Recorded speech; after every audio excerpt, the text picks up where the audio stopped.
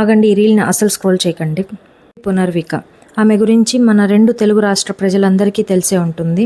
Baby Punarvika ఇప్పుడైతే rare genetic కండిషన్తో బాధపడుతుంది.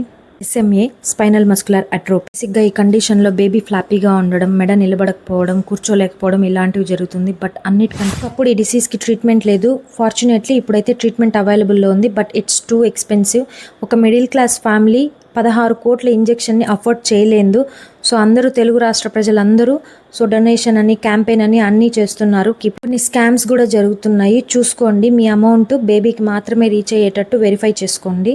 First నుంచి ఎవరైతే బేబీ కోసం క్యాంపెయిన్ అనేది కండక్ట్ చేస్తున్నారో నేను వాళ్ళ లింక్ కింద ట్యాగ్ చేస్తాను, ఒకసారి చూడండి. అలాగే వాళ్ళు చేస్తున్న ఫోన్పే స్క్రీన్ షాట్ మాత్రమే నేను ఇక్కడ ప్రొవైడ్ చేస్తున్నాను. దానికి ఒకసారి మీరు ఏదైనా డొనేట్ చేయాలనుకుంటే డొనేట్ చేయండి. లాస్ట్ థింగ్ నేను ఒకటి చెప్పదలుచుకున్నాను. సో ఒక ఇంజెక్షన్ కాస్ట్ 16 crores ఉంది.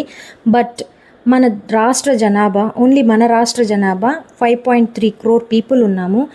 పర్ హెడ్ ఇంట్లో మనం 5 మంది ఉంటే పర్ హెడ్కి మనం 3 rupees వేసుకున్నా కూడా మొత్తం జనాభా నుంచి వచ్చే కలెక్షన్ 16 crores కంప్లీట్ అయిపోతుంది.